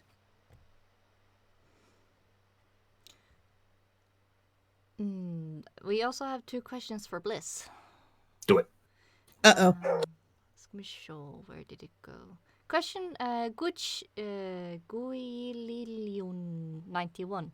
I have a question for Lightning Bliss. Do you have plans to do a review on Godzilla vs. Kong? Yes. Here's the thing. Yes. Well, first off, absolutely. I absolutely fully intend to do a collab with Solar Flare and Aeon on the movie, because all 4 of us, hubby included, we all went and saw that back a couple of weeks ago. And I kind of just flat out told my husband that, okay, Solar is a huge Godzilla fanatic, just like me and you. We got to invite him. And then Aeon's like, okay, I'll be on Team Monkey. And I'm just like, we all 3 of us kind of just looked at him and we're like, he's like, yes, I'm doing it for that. Just to get under our skins. Because we're all Godzilla fans. I can say without a doubt, without spoiling anything, that we all legitimately did enjoy the movie. It was a lot of fun. Go to watch it for the fun. I would say don't take it too seriously. But yes, I do fully intend to do a collab. It's just that I have to focus on a magic lesson to be uploaded soon. And I got to get lines going for another magic lesson. And I am slowly and surely getting through my list of really big projects, because I told all my friends, I promise I won't add on any more projects until I get through this list. It's been very hard. And you're obviously doing a good job. Because you're keeping to it, as far as I know. I'm grinding my teeth as I smile. Next question then, I guess? Sure. So, JT2ZEMAX asked Blissy, so Bliss, we all know that Dragon Sword is superior to Godzilla in every way, but what if they teamed up? What? Okay. That's from Joey. I've already told him he's wrong and that Godzilla would never team up with the Dragon Sword. He would squash the Dragon Sword like a tin can. A question for Doc. Are you and Tirak familiar with all the Puff the Magic Dragon cartoon trilogy? Not to be confused with Peter's Dragon. Puff the Magic Dragon, you said? Yeah, Puff the Magic Dragon cartoon trilogy. Thank you. I might remember seeing there's some vague memory of some Puff the Magic Dragon cartoon way, way back in the day, but I don't know if that's what they're talking about. I'm really not sure what they are referring to, so the answer would be no. Okie dokie. Question for everyone. What are your thoughts on the Neverending Story? Love it. It's darker than Bus, but it's a wonderful movie. Good book. If you think that David Bowie in brain not working. What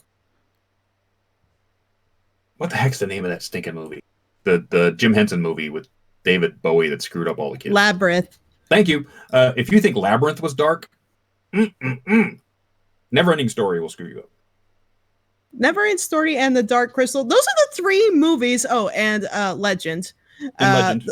4 movies I would watch with a bowl of popcorn, a blanket around me during a thunderstorm. Those are like the best movies for that. Yeah.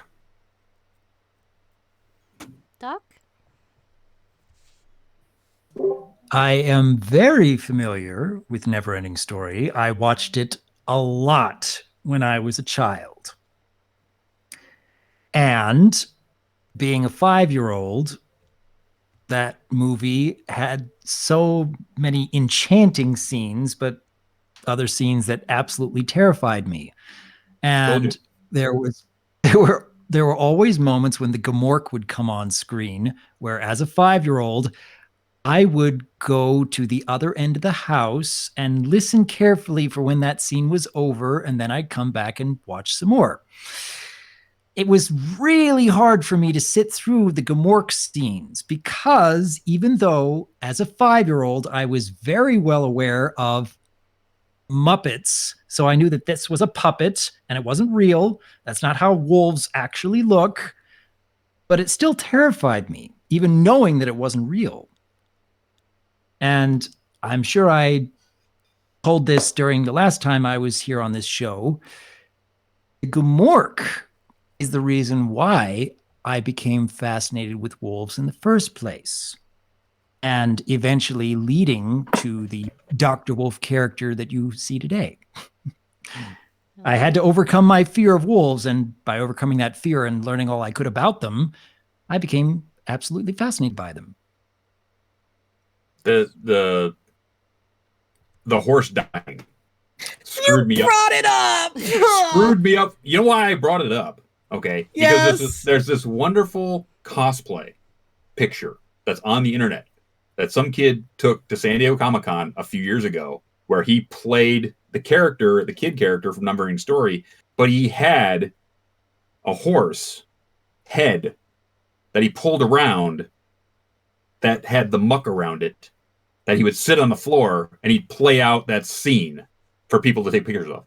Oh gosh, why would you do that? That scene ripped my soul and then put it back in me. I just Yeah. No, I'll admit this is kind of a weird cathartic for me, but if I'm just having a really bad day, like I am really depressed and I just need to cry, I just need to get it out, I will watch that scene and it gets me every time, and then I feel so much better. It's so weird, but it's true. I do love that movie. Absolutely love it. And yeah, I was terrified of Gmork too as a kid. Ironically, though, he's not the one who traumatized me as a kid. No. Zool did that from Ghostbusters. Oh yeah. That thing was a combination of stop motion with puppeteering, but I was not really a smart kid. When I was 7 years old and Jurassic Park came out, I legit thought dinosaurs were real because in my little mind, oh my goodness, dinosaurs actually came back. They brought them back to life so they could make a movie about them. And my dad said, no, that's not how it works. And I'm like, Dad, don't tell me how this doesn't work. I know how it works. You can't make a movie with a camera unless the thing in front of you is there. So dinosaurs are real. That was my logic.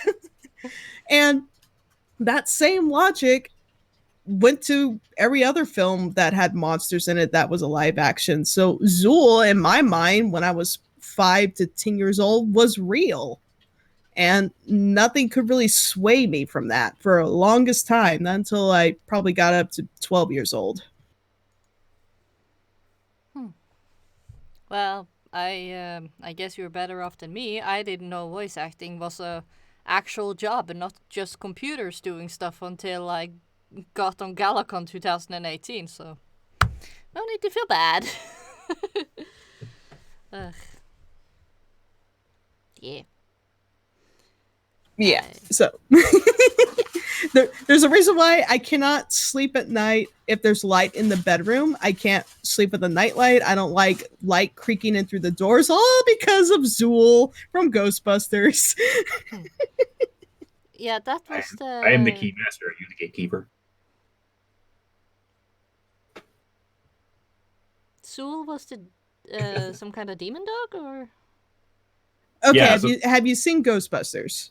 One time, but I don't remember much, except some kind of guy with very little hair on his head tried to have a job, but then he ended up losing it, and that's why he faked being a ghost hunter. But then it ended up actually being a ghost hunter. He wasn't really faking it. He was just doing the job because he thought he and his friends could profit from the money, because it legit was a possibility that they could make a huge living off this, which it did succeed. But yeah, Zool and Vince, they were both these hellhound dogs that were... I really don't want to spoil it for you. I would rather you go and watch the movie. But yeah, these things were terrifying. They were basically gargoyle, demon horned, lion roaring, Dogs. teeth and red eyes. Oh gosh, Spooky, got it. very scary stuff. Spooky. Yeah, I'm getting scared just talking about it. Yeah, I'm not gonna watch that movie alone, at least. I don't like watching it alone, that's for sure. Dusty, no, bad. Don't you dare! Don't, no, bad, Dusty. But I gotta practice. Not now. Oh, okay. Okay, before I actually freak out, Okay. Jasper has a question. Ask all, have you considered welcoming Sam and Max into your lives? I've played the Sam and Max game. I have Sam and Max comic books. I watched the Sam and Max show. Yeah, they've been in my life for a long time.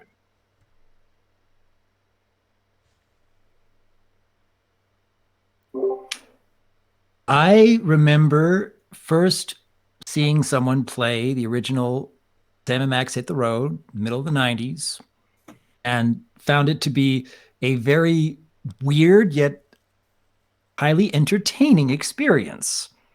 I enjoyed playing the equivalent of the Battleship game they have in there, where it's all about bombing cars instead. And I have seen clips of the Sam and Max cartoon show. I've seen clips of the Telltale Sam and Max games. And yeah, entertaining experience, but I don't own any of the games, and I haven't watched an entire episode of Sam and Max cartoon show, just clips here and there. I had the Sam and Max game for my Amiga 1000. That's how far back I had it. I never really got into it. I've seen the amazing work done by Inverted Shadow with Joey and Will doing the voice acting for the two characters. Well done, guys. By the way, that was really well done, and the animation was very well done by Inverted Shadow. But they were characters I never really grew up with. I never saw them on TV if they did have a TV show. I was never into the games or comics. Well, to be fair, as a kid, I was never really good at reading anyway. My mother had to drag me kicking and screaming just to do a reading assignment. So, I can see why people have appeal for Sam and Max, but it's just not for me. I don't think it's bad. It's just not my kind of humor, I guess. I've seen some of the animation, and I think I agree with Bliss that it's not my cup of tea, but it looks well done, and you guys are having fun recording it. So that's the important part, as far as I know. So I will take a second look on it. If you're wondering about my opinion as well, since you said asshole. I don't know. I could see where they get some of their jokes now, though, Joey and Will. It's starting to make a whole lot of sense where they're getting their jokes. Frostbite. Yeah, same. I think this is the last question for a while. Okay. Frostbite asks, question for Dark and Bliss. Any chance that we can see group reviews of classic movies like Hugga Bunch movies? More. No clue how to spell the movie.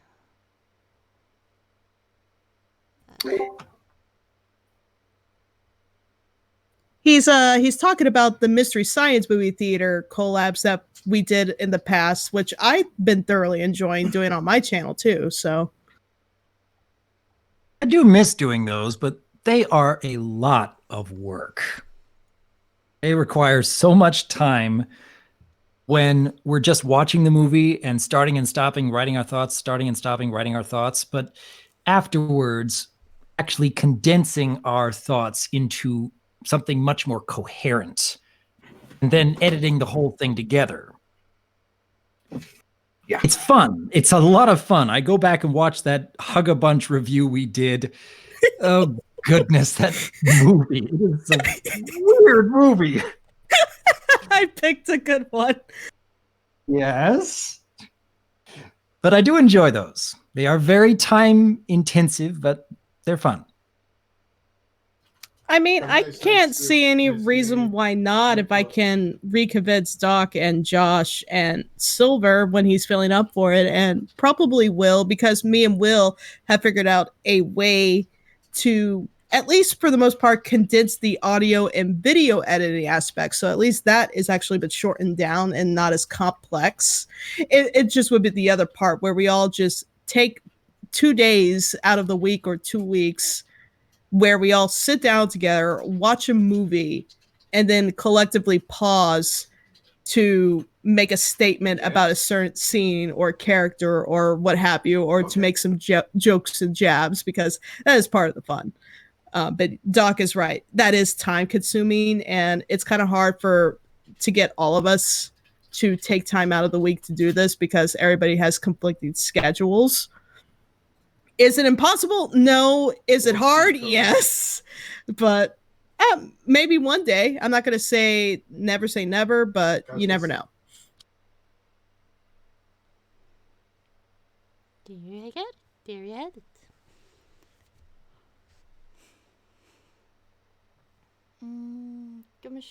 Well, it actually ended up with one more question from Snowy. Question for Dr. Wolf. Have you seen Thomas and the Magic Railroad movie? Thomas and the Magic Railroad movie. I was exposed to Thomas growing up, but it was never a show that I followed. I might have seen a little bit here and a little bit there, but it was never a show that grabbed me, even as a little kid. So I never watched that movie, and I have very little overall exposure to Thomas. The most exposure I get these days is the fact that both Will and Jasper love using sound effects, music from Thomas, or TF2 analysis. And it certainly helps to make for a more presentable project, that's for sure. And I am grateful for that. Yeah, I didn't even know that was part of the Thomas community until I started getting comments on my own videos, because I hire Will and Joey to do my magic lessons, and now and then the Thomas music will pop up too. And then people say, why are you using that music? It's from Thomas. I'm like, wait, it is? Huh. But it's not directly from Thomas, the series. It's actually fan-made audio. So that the community truly does love that series, apparently. Well, I learned something new then. Yeah, back a few years ago, I had somebody come up to me and had me play a boat in a Thomas the Tank Engine style show. And I did like 2 episodes and then they disappeared on me. It's like, okay. And I saw one come out on YouTube at some point, and it was the same concept, but it was done with boats. I was like, okay, I'd never seen it before. I guess it was only available in England. So they had me play a boat that was in one of their original stories that was set in that world. I said, okay, I'll do it. Didn't do it for any money. I just said I'll do it for fun, and it was pretty fun to do. But nothing ever came of it. But there's a huge Thomas the Tank Engine style fandom out there, probably bigger than MLP. I believe it, because I've been getting a lot of fans from that series kind of flooding into my comments lately.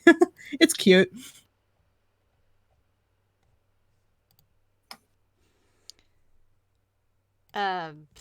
Thomas the Tank Engine was something that was here in Norway too, but it never got that popular here, I guess. See, I thought Blue's Clues was popular in my area. I didn't know much about Thomas the Tank Engine. And it was on every other day on TV, but I didn't think anything of it. Yeah, Blue's Clues wasn't even in Norway, so.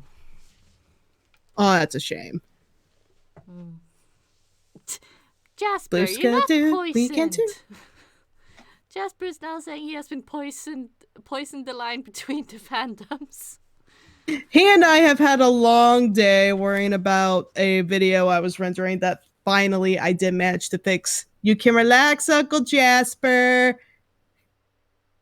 Stop beating yourself up. Stop being me. And sure, that was the name of it, was Tugs. So basically that was the thing that they were doing a show of their own on, was called Tugs. Ah. But that was 7 years ago, I think. I almost forgot I did it. So I can now sympathize with the voice actors from MLP and some of these other shows. It's like they forget that they did things 10 years ago because they're on to the next project, and they're on to the next project, and they're on to the next project. And you'll come up to them and say, hey, you did this voice in some anime from the mid-90s. And they go, oh, geez, I completely forgot I did that. And they did the entire 26 episode run, and they just completely forgot because it was 20 years ago.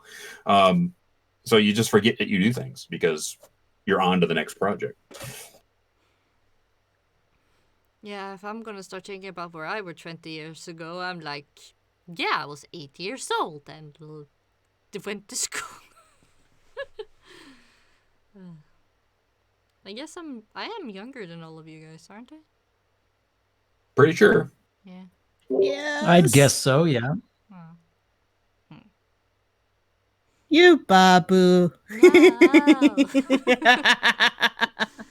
Wee. Yep. I finished another trip around the sun next Thursday. Yeah. Hey, congrats. Yeah. Thank you. If it hadn't been for circumstances, I would have asked, do you want another present in the mail? Another shipment. But sadly, I'm not possible to do that right now. Otherwise, you would have gotten brown cheese, chocolate, and meat in the mail. That's fine. You don't need to send me anything else. It's me. But would have been nice. I had a question in my mind, but it kind of disappeared. They do that sometimes at the time of night where you are. It's absolutely nothing to do that it's almost 5 a.m. Yes. We need to get you in bed really soon. Yeah. Give it 20 minutes and then we're there. Okay. I would nag you, but I'm in no position to do so. And I have been sleeping well the other nights, so. Well, that's good. I actually took the day off. I took a personal day off today to get my taxes done and some other things taken care of. So I'm sort of like completely rested and feeling good. I get to go back to work tomorrow. Good luck with that. And yeah, taxes. They are pretty scary over there in America, aren't they? Yes, it's. I did mine today, and having looked at how much money I gave them, and then they wanted more. I was like, They're not fun. That's They're for not. sure. They're not. They're very much not fun. They try to make it as hard as possible. I don't understand why, because it should just be easy, but it's not. So yeah, there's a whole bunch of things that taxes in America can get you in trouble or can make you confused enough that you leave money on the table and you just wash your hands of it. It's like, I don't want to deal with this because it's just too hard or whatever. So it's way harder than it needs to be. That's for sure. Yeah, because in Norway they kind of do it the opposite. They're like the government does all the calculating stuff and put things in nice, neatly organized stuff, and then you get a message from them. Hey, can you check that we did everything right? And then you check it, and then you approve or say, hey, here's some changes. And that's how they do it. So I guess I'm very lucky. Well, the thing about over there versus over here is I think your country has maybe a quarter of the number of people that we do. That too. And it's just it's a huge number of people that they would have to do that for. And not that saying that they don't have the computer power to do it, which I think they should do, but there's a lot of things in our tax code that if you're not like digging down 15 levels in the tax code, you might miss something. So it's really, again, it's way unless they actually, I mean, we're getting into politics here, but unless they really do a complete overhaul of the U.S. tax code, it's never going to get any better. It's unfortunately in a setup where if you're not doing well financially, the IRS will give you money. But if you are doing well, you have to start paying them. And it for me, that rubs me the wrong way because no matter how you look at it, it feels like you're being punished almost. You're being punished for succeeding and, oh, you're not succeeding. Here's some money. Ouch. Well, there's a middle section. There's the poor that are below a certain number that they make, and they get almost everything that they paid to the government back as a return. And that's, again, what she says is they're giving them money. They're basically giving them the tax money they gave to the government back. Because you didn't make enough money, here, have your money back. Then you have people like me who make a certain amount of money that they take a big chunk of what I make and then another percentage above a number that I make. So it ends up being a large chunk of money. And then you have people that are super rich that they've found loopholes to pay almost nothing, or they pay a number that doesn't even, it's no skin off their teeth to actually pay it. So because they're making so much money. So right there in the middle where I am, it's painful because between SSD and California State and Fed and these other things that we pay into, I paid all those things about the price of a good used truck this year. Probably more money than some people make in a year. Just in taxes. Yeah. Yeah. So, Yeah. Doc, I mean, I'm happy I'm doing well enough to do that, but wow. Yeah, ouch. Doc, you do numbers about all year round. How's taxes for you? Well, for starters, both myself and my lady have full-time work. So we actually have a fair chunk taken out of our paychecks ahead of time. And I prefer it that way so as to not get hit that much harder when it comes time to pay taxes. If I were to look at my own paychecks for my office job, for example, between taxes, tithing, insurance, and 401k, about 40% of every one of those paychecks is already spoken for before I even get my hands on it. Aww. But when it comes to tax time, we have what we paid out of our paychecks, and every few months I do a little prepayment on top of that. It's not so bad because we've just gotten used to living on less money each paycheck and thereby are better prepared for the future. That's the way I've seen it work for us anyways. Well, I've got it figured out where at the end of the year, when I do my taxes, I either get a small amount back or I have to pay a small amount, one or the other. So it's not a huge thing to pay at, when tax time comes around because I've made the correct calculation. But looking at how much they took out to get to that point, I'm like, wow, and you want more? I was like, what? So yeah, I got to take some serious look at my finance next year. Then I'm going to ask you, so April is the end of the year for you then? Since you just did your taxes. April 15th is the normal tax day. They moved it back to May 17th, I think, Doc. May 17th because of late changes to the tax code this year. So you have until May 17th to get it done. But April 15th is the normal day. Okay, now just since you said you always at the end of the year does your taxes, so I thought end of the year meant December, not April. Well, you get your tax forms. If you have a job in the United States, by the end of January, your job is by law supposed to give you your tax documents so that you can do your taxes. So you don't get those tax documents until January, and then you have until April 15th to do your taxes and pay your debt if you have any. If they owe you money, it's the same thing. You have to get the paperwork done by April 15th, and then they'll send you your return check. But if you owe money, you better pay by April 15th, or you'll in trouble. I don't like adulting. Adulting's not fun. Yeah, adulting is not fun. Yeah. Unless anybody has anything they need to get out on this subject, we are going to switch because we have 2 new questions in chat. Do it.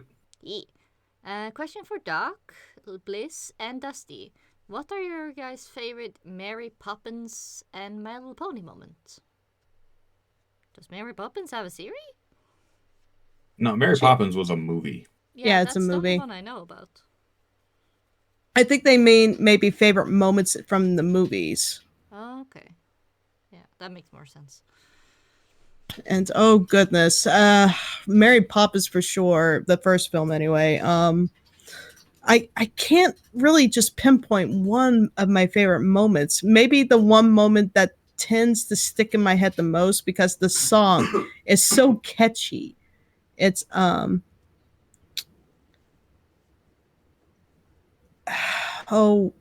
the funny thing is that now I'm losing track of how the song went. Well, I can't remember the song, but basically what she would snap her fingers and the job and things would be put back in their place. It was a cleaning game.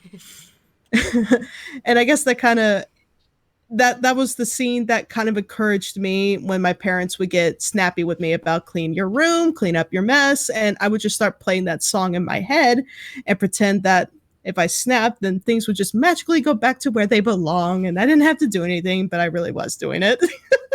Nice.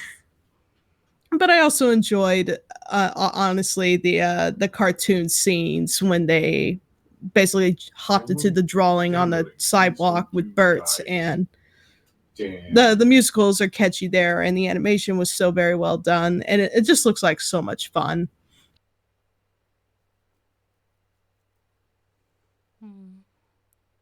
Doc, do you have a moment? From Mary Poppins, I imagine the moment that really gets to me the most, the one I remember the most, is 2 different scenes and how they're connected. During the song, Feed the Birds, Tuppence a Bag. That one gets me crying. It is a very somber song, very hopeful, very inspiring. And it makes for a wonderful lullaby. But then there is a later scene where Mr. Banks walking to the bank, and you can hear that same song. At times it is played somber as he feels so very defeated. He knows he's about to lose his job. But then he comes to the square where the lady was feeding the birds during that song earlier. And she's not there anymore. She's gone. And at that moment, a full choir comes in to that song, and it's very invasive. It fills your whole being listening to this choir, because before that point, this song had always been very somber, very calm, very uplifting. But in that moment, when he looks over and he sees that this lady who fed the birds is no longer there, she's gone, and you hear this choir. I know they didn't say it outright in the movie, but the way you hear that choir, to me, it seems like this lady has passed on. This lady is no longer in this world. And Mr. Banks, walking in this moment, knowing that he's about to lose his job and feeling the weight of the world on his shoulders, he sees that this lady is now gone.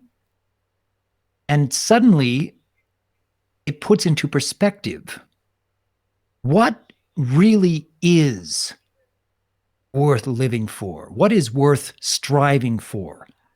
Where should your priorities be in life? Because how long do you have before it's too late? This Feed the Birds song has such a profound effect every time I watch that movie. It is two moments from two different scenes that, when connected, it fills you with inspiration, and yet it penetrates you down to the soul. And I love that. I really love that about Mary Poppins. I didn't even connect the dots with that one. Hello. Oh, my heart. I ain't saying a word. I can't follow that up.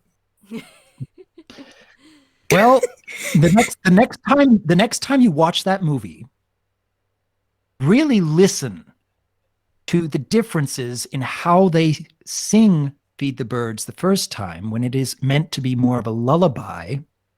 And then later on, when Mr. Banks is walking to the bank, and you can hear that same melody, very soft and trying to be uplifting at first, but then that choir. Just go to that one scene and listen to that choir and tell me that does not penetrate you down to the soul. I kind of don't want to watch it now. I don't want to cry tonight. But I'll definitely give that a go the next time I decide to watch that movie again, because it's been a while. It's a really good movie. I don't And know- yes, it was spoonful of sugar helps the medicine go down. I remember I really liked Mary Poppins' clothing in that movie, but I still can't remember what was my favorite part of the movie. But the first scene that came up in my mind when I read Mary Poppins was, I think, I don't remember it correctly, but it's basically at the very start when she talks to the father for the first time, and he asks her to do some cleaning or something, and then she asks, like, does the queen do cleaning? And the queen is a woman, and basically tells him that if just because she's a woman, her job is not automatically to go and clean and stuff. And that was kind of surprising, because, little me back then were like, we can do other stuff? Because I was raised in a very, at least when I was a kid, a very old tradition type of house. So it was nice to see something different. Of course, they're more relaxed now, luckily. That's good. And, not as old-fashioned as they used to.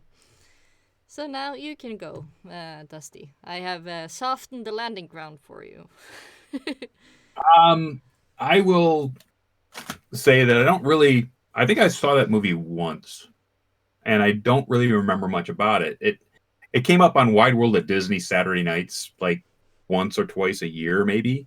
But I remember more Bedknobs and Broomsticks than I do. Oh, Mary that's a good Poppins. one. Yeah, so I remember Yes. more about the Bedknobs and Broomsticks movie than I do Mary Poppins. Don't think I've seen that one. She constitute the air to locomotion. Do, do, do, do, do. That song. Yeah, watching Dick Van Dyke's Dance with Penguins was just, it blew my mind as a kid. It's like, how did they do that? Yeah, or the merry-go-round horses suddenly going Yeah. off the merry-go-round. That's So my there- favorite. yeah, it's like- Yes. I'm like, yes. I am such a big goofy kid these days because I love merry-go-rounds. If I see one and I see an opportunity to get on one, I am going to get on one. Yeah, I'm gonna join you for that if I ever see Yes, one with you. please. I'm gonna drag you with me if I have to. Yes. Like I Well, can be if your you ever- excuse, no trouble. I If can you ever drag get anyone. back out here for Babs Con and you have an extra day, you need to go to Santa Cruz because they have one of the oldest carousels in America. Ooh. Ooh. And it gets refurbed like every few years, and it's a beautiful thing, and it's got the original organ, and you can grab rings, and you can do all the things you did on an old school carousel. Oh, Chris, we gotta do it. I think you broke Chris. I think I did. I think I did. The last time I was on a carousel, I realized now, though, oh goodness, it was a few years ago. It was before DeWilsonator and Katie's wedding, and we went to the zoo, and there was a carousel, and I just couldn't resist because there was an Okapi on the carousel. I was just super happy about that. And I just had a blast would- riding it. I was with you, and we actually got it on camera. And then Ellie's reaction afterwards. Yeah, what I am not saying is that every time I looped around, I would make a circle pun at Ellie. And she was infuriated with me to the point where after I got off, she was coming at me, pointing fingers, and I was using Doc and Mindy as a shield. It Nice. was all good fun, though. Worth it. I guess Minty is also very tall. They're both taller than me. True. But Yeah. As far as I know, Doc is very tall. I am about 6'2", my lady. She's like 5'9", 5'10", somewhere in there. Ooh, ooh, ooh, ooh. I am slightly under average. I am 5'3". Yeah, I need to Google what I am. One. Yes, I also did meet a real Okapi at the zoo. Doc has that all on camera. You said what did you say? Did you guys say feet or inches, or what did you say? 5 feet 3 inches for me. So yeah, we do 5 feet inches. Okay, feet. I am apparently 5.67 feet. You're taller than me. Well, even better reason why I can drag you to the merry-go-round then. You don't need to drag me, woman. But I'll go willingly. You know, I can't resist the carousel. You kidding? Chris and Blissy, I put a link to a picture of that carousel in the chat. Yeah, I'm looking at Ooh. it and I'm just like, I want to be there now. It's like, That carousel was installed in 1911. wow. I think I've seen it one of the old movies I've seen before. Yes, it was in the Lost. I want to. It was in that. It was in what? It was in the movie The Lost Boys in the 1980s. Oh wow! That is a huge carousel. Holy cow! Yeah, it's one of the biggest ones. I think it's that one, and the only older one that's still in existence is actually new on their bottle. Okay. So the fun part, but also the hard part about these things, crits, and you will probably agree with me on this, is choosing your steed. Yes, that's the hardest part. Oh boy. It's like, I want to be next to you, yes, but if I find the perfect steed, I'm going for it. Yeah, that's totally fair. That's fair. And also, by looking at all the pictures, I also find the most perfect picture of all the pictures of that carousel is basically a very, very old lady, Margaret Maggie, 100 no, how old is she? She looks very old. She looks old, at least. I thought she was 100, but maybe not. If you look at the picture I sent in chat, it's basically a white-haired old woman riding the carousel. So, Bliss, I don't think we have to be afraid of what people think. I think we can do this until the day we can't walk anymore. In other words, you're never too old to get on the carousel. Because, and, No shame. Yeah. So, enjoy the things you like. And as long as you don't hurt anybody, then there's no trouble.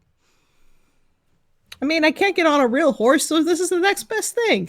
And I love horses. The ponies. But I sadly see that we have hit our 2-hour mark. Oh. Of course, we do have the opinion to continue further if we want to. But I think most of you have stuff you need to do. And I guess, I don't know, Dusty might now need dinner or something. Unless you dinner guys want to continue. Yeah, dinner is good.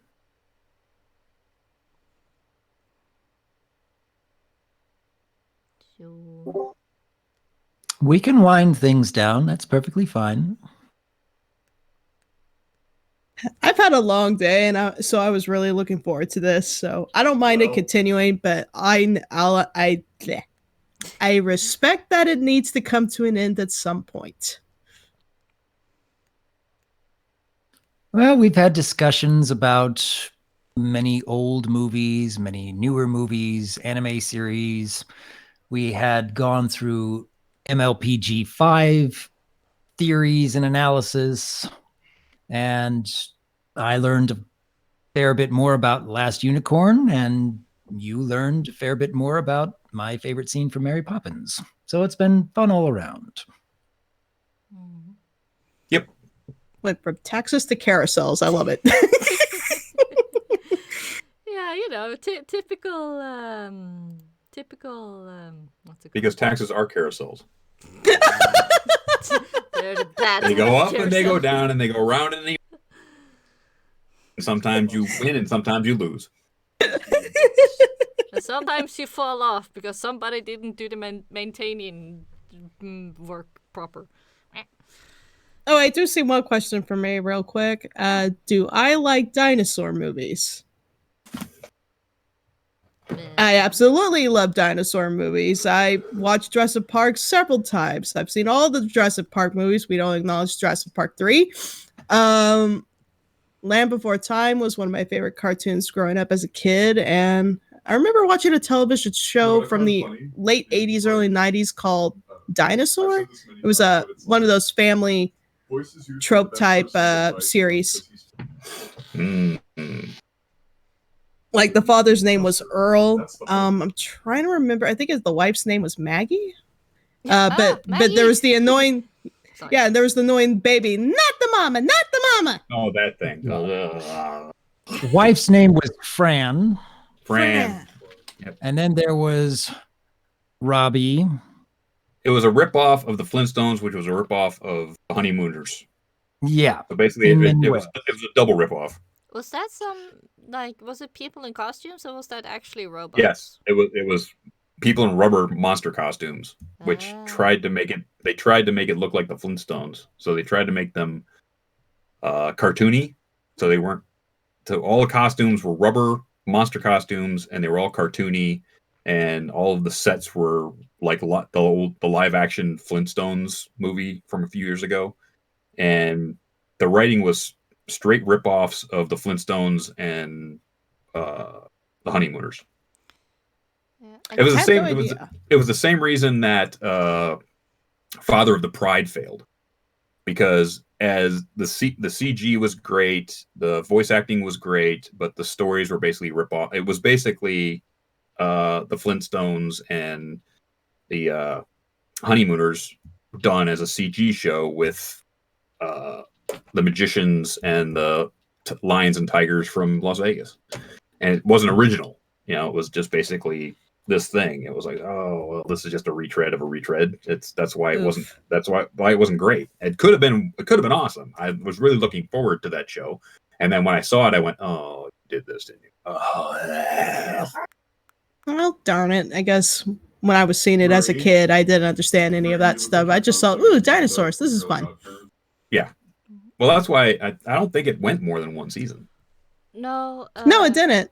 It Yeah. didn't come It to actually Norway. went 4 seasons. Dinosaurs went 4 seasons. Did it? Wow. Yep. I forgot it so badly. I thought didn't think it didn't go for crazy. Did Well, anyone snap. of you seen Fraggles? I think that's the Oh, yeah. English name. Fraggle Rock. Yeah. Fraggle Oh Rock. yeah. They Oh, yeah. appeared in Norway. They appeared in Norway. They were a lot of fun. Fraggle Rock was probably the best Muppet show that wasn't the Muppet Show, or tied to the original Muppet Show. It was really, really good. I remember one show specifically, other than Dinosaur, that I did get hooked on, but then somehow lost track of, and I can't remember why. It was called The Land of the Lost. Oh, Land of the Lost was Sid and Marty Krofft, 1970s. Yeah. That was if you want to know why kids my age are really screwed up, watch a lot of Sid and Marty Krofft 1970 shows. Wait a minute. Land of the Lost, Lidsville, Sigmund and the Sea Monsters, wait. Wonderbug, Wait. the Bugaboos, all these really weird. Somebody was taking LSD while they were writing this stuff. Shows. I gotta HR ask. Puffin stuff. HR Puffin stuff was a Sid and Marty Krofft. The Banana Splits was Sid and Marty Krofft. So basically anything from like 67, 68 through like 73, 75, which had that really weird hippie, lots of colors, could have been a drug trip show, was pretty much them. I gotta ask. The Sea Monster series, was that very colorful Nessies living under Loch Ness in No. Scotland? No, okay, that's then it's No, another Sigmund and the Sea Monsters was based in Long Beach, California, where you had a kid who met a sea monster who lived underneath the dock, the boardwalk in Long Beach, and and the sea monster had its own family, and most of it was the sea monster trying to fit in with the humans, and the sea monster family said you can't do that, and the human kid's family said you can't do that, and he was trying to keep the sea monster hidden, and it was just basically a bunch of that kind of comedy stuff. But basically you had rubber suit monsters and you had a human thing going back and forth. It was the same way with HR Puffin stuff and Lidsville and a lot of those other shows. Wonderbug was another one where they had this really freaky looking Volkswagen buggy thing that they built, which had a smile and eyeballs on it, which was really freaky as a kid. Yeah, I can imagine. Oof, Yeah. though. I can actually remember the freaking theme music for that one. Oh, crazy. Sid and Marty Krofft, I think, was the reason I'm kind of a goof watching those shows when I was like 10, 11, 12. Sweetie, I think we all are a little bit kind of goofed. That's why we people get along, I think. Yeah. I'm literally called a goofball by my husband. There Yes. you go. Also, Noah was wondering, Bliss, are you gonna do a review of Caroline? I think somebody asked that before in another stream. Coraline. Coraline. Ah, my bad. Coraline. No, that's actually we're actually quoting the movie here. Ah, I thought I pronounced it wrong. You did, but that's kind of the joke in the movie. Everybody in the movie pronounces the main character's name incorrectly until later on they start saying it correctly. But yeah, they would keep calling it Caroline or Caroline, Carolina, but it's Coraline. But yeah, I do love that movie. It is a great movie. I don't think I will actually ever review it. It's definitely not a suggestion on my Halloween special, simply because the copyright for that movie would be significantly high and difficult to do a review without getting slapped with a red flag or copyright strike. So I may not likely do it. Yeah. Fair. Question for me. Barney and Friends. I would say no, because I have no idea what that is. Skip. You didn't miss nothing. Okay. Suggestion for Doc and on the Poof the Magic Dragon trilogy. As far he didn't quite understand what you meant with Poof the Magic Dragon cartoon trilogy. Thank you. So he says, ask Silver about it. He will tell you that he grew up with the first 2 specials. Okay. Mm-hmm. Then you know that. Alrighty. And a little bit later, Noah says, suggestions for Dr. Wolf. Watch Harry Potter movies with John Scotcher to watch along. Josh Scorcher. Yeah, I'm sorry, guys. It's okay. You are sleepy and tired. Might be time to wrap this up. Yeah, it's time to put Chrissy's to bed. The Flitter Chris is tired. I have Flutter spoken. Chris needs to go to bed, and we need to go eat dinners. Yeah, I need to go and find my nest of blankets, pillows, and plushies. Yes. I need a drawing of that now. Okay. Yes. We Flutter Chris in her nest of plushies and pillows and all kinds of stuff. Yeah. I need to save up for that. But yeah. Okay. Happiness is the cartoon I apparently described earlier. Thank you very much, Asura Hager. So I think that's all for tonight. Thank you everybody who stopped by and watched and asked questions. And Jasper, also very nice to see you here. I don't know what malk is, Jasper. I think you mean milk, and I can't have milk. No. It's a meme. It's from the life demon. It is the slip of time. It is the time for the slip. You take head, you put on pillow, and then slip. If you cannot slip, may I suggest the warm milk? You will slip like baby. Baby. Baby. Okay. Yeah.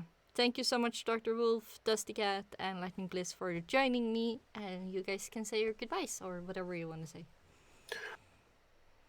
Ba-ba-da-ba-bum. Good night, sweetheart. Well, it's time to go. Do. Good night, sweetheart. Well, it's time to go. Do. We hate to leave you, but we'll be back soon. Night, sweetheart. Good night. Awesome. I have no idea what they're referencing. Me neither, but it sounds it's awesome. An old song. Ancient song, but I love that Doc picked up on it. It was great. Uh-huh. Yeah, so I presume we can hear that collab in a video someday on YouTube. Yeah. Oh, goodness. Oh, you gave them ideas. Oh no. Isn't that kind of what we do? It's kind of what we do. Yes. I might not have a lot of skills, but I can. I will let you know if I hear something fun. Go. Good night, everybody. Bliss, you want to say anything? Blissy, say something. Good night. Be good to each other. Keep it out for a rainbow. If you happen to see one, take a picture and show it to me on Twitter. I like to see it. Yeah. And with that, I'm going to wish everybody a good day, good night, good evening, or good afternoon, depending on where you are. Stay safe, stay kind, and stay brownie. Bye! Fare thee well, everyone. Peace.